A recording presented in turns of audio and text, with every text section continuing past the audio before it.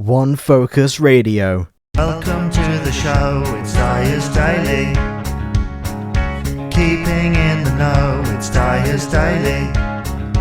We've got chat, we've got discussion, nice and slow, ain't no rushing, reading emails and events. Sometimes he makes no sense. It's time to start the show, it's Dyer's Daily. He'll be there in a mo, it's Dyer's Daily. We've got plays, we've got interviews, even stuff that's in the news. Local and otherwise, come and try it on for size, it's Dyer's Daily. Welcome to the Dyer's Daily podcast for the 9th of November 2018. Jamie Dyer taking you through on this show, of course. In this edition, we will be talking about remakes, reboots in film and television, so stick around for that. Before we get to our main subject of the day, let's have a listen to some promos for some other podcasts. Yeah, so I shall see you in just a moment. See you in a moment. Have you ever been reading through a stack of comics and thought, maybe I should see what this Arkham Asylum game is all about? Or been playing Marvel vs. Capcom and felt like you were at a real disadvantage since you didn't know who half the characters were? Well, Play Comics is the show for you. I'm Chris, and each episode we take a look at video games based on comic properties and how well they stick to that source material. So whether you know the comics and want to know how all these games work, or you know the games and want to find out where all this craziness came from, go check out Play Comics at playcomics.com or wherever you find your favorite podcasts. So it'll be like, I'll be like, hey, and then you guys will be like, hi. Wait, is my Like, headphones plugged and I'll be like, we are the Drunk Detectives. meat All and right. potatoes. Sounds good. Yeah. Hey, Hi. Hi. we are the Drunk Detectives. We are a true crime comedy podcast. So we're funny. Sometimes. So we pair handcrafted signature cocktails with cold, bloody, unsolved murder. We release a new episode every Sunday, and you can find us on the Apple Podcast app, on Google Play Music, Stitcher Radio, and Radio Public. Or you can follow us at www.thedrunkdetectives.com. Bye.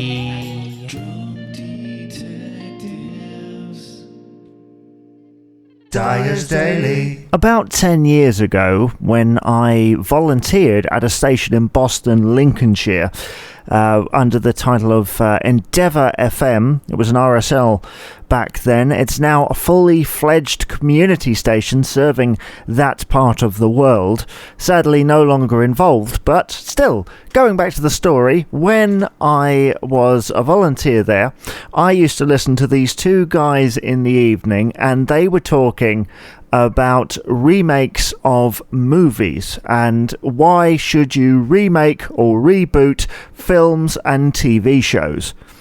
Now, I did think, before the recording started for this podcast, should I really drudge up that old chestnut, considering I've heard it discussed many, many, many, many times before.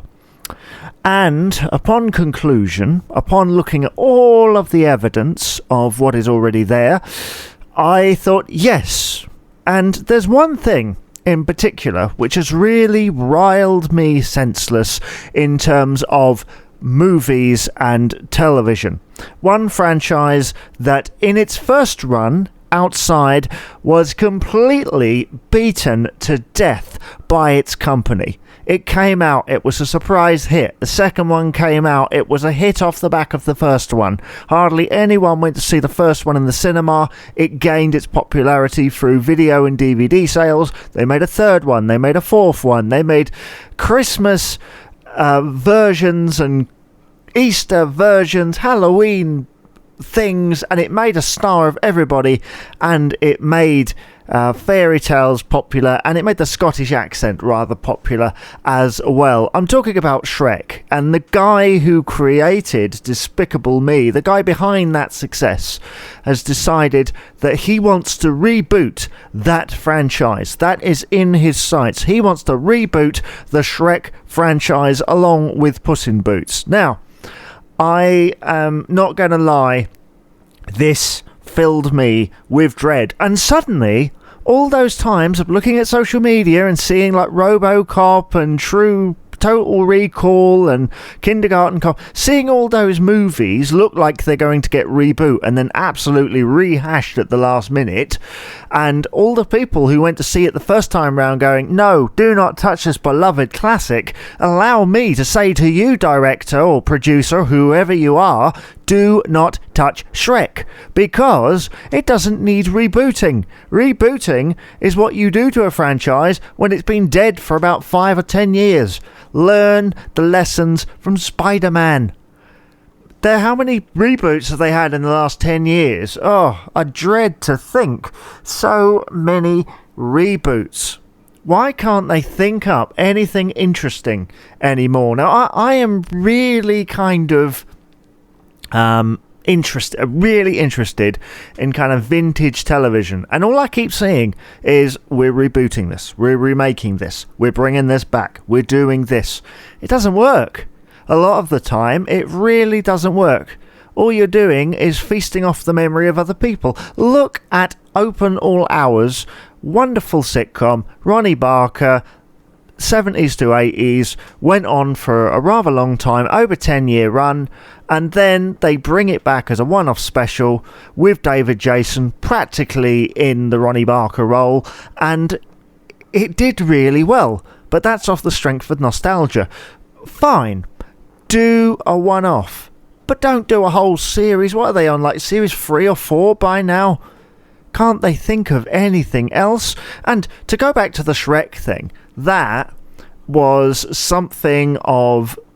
It was just brilliant. Even the movie now is brilliant. And I'll tell you why it was really, really, really good in its time and now. Back in 2001, we'd had a few kind of computer animated movies. We'd had Toy Story, Toy Story 2. Those two movies and ones that were sort of around that time absolutely lit the way for it. But Shrek took that formula and made it into something else. Suddenly, off the back of Shrek, everything was going on. Every movie was a computer animated thing with culture references. Suddenly, every computer animated thing was basically a Shrek clone. There are loads of them around. And I'm not talking about Pixar or anything like that, because to be honest, you can't touch a Pixar. A Pixar is like, that's the top. And we had things like Finding Nemo, which were fine. You know, they were great movies. They did a sequel. That's fine. But Shrek is something of a trailblazer in that it's a movie that inspired so many other things. It lit the way because of its unexpected success. I don't even remember it being in the cinema. I think it was in the cinema for about a week and then went to video, and it was this huge thing. And even now, I know that kids these days love it. Why are you messing with it? Why are you messing with perfection? That movie is perfect from start to finish, along with all the Disney classics. Don't even get me started on all the Disney stuff. And I always say to myself, I am never going to get kind of opinionated about this stuff. But the thing is, art is art, and it deserves to kind of live where it lives. You don't need to keep going over the same ground again and again and again. Those Disney kind of like live action things that they're doing at the moment, where they're basically taking everything Walt Disney did and filming it in live action along with all the stuff afterwards. What is next? They're practically just remakes, shot-for-shot remakes in some cases. And we know what happens with shot-for-shot remakes. Has anybody ever seen the remake of True Grit, the 1969 movie starring John Wayne that won an Oscar? Anybody seen that? The remake that was made in 2010 with Jeff Bridges? I watched both films back to back once. Okay, it's not shot for shot, but it's practically line for line. Is that really that creative? Are they spending... do you remember in a previous podcast I mentioned about the cost of stuff?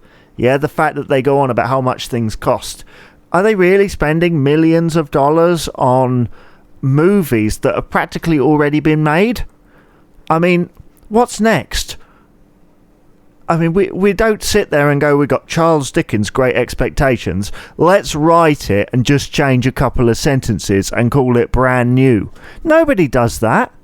So why are we doing that with movies and television? Sure, if it's the original cast, and the Shrek thing, I have heard that he's looking at the original cast.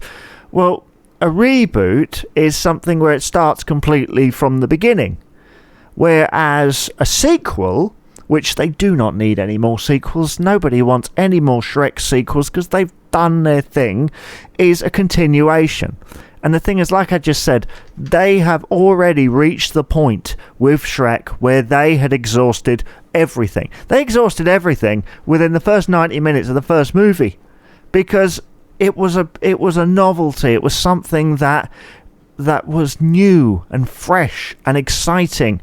It ignited this whole thing, kind of off the back of things like The Simpsons in the 90s, stuff like that. It was one of the first movies to really take hold of popular culture and go, hey, let's poke fun at it. Why are we trying to reboot something that is so genre defining? Why can't we just make another movie that's practically exactly the same, just with a different name? Let's come up with a name for a different movie with exactly the same premise and exactly the same characters, because they've done it before. Anyway, rant over. This has been Dyer's Daily. Hope you have a great rest of the day, and be sure to go and listen to the other podcast that we advertise at the beginning. From me, Jamie Dyer, thank you very much for listening, and I shall see you on the next podcast. Rate, comment, and subscribe, please. I'll see you later. Bye-bye. This has been a South Waves audio production.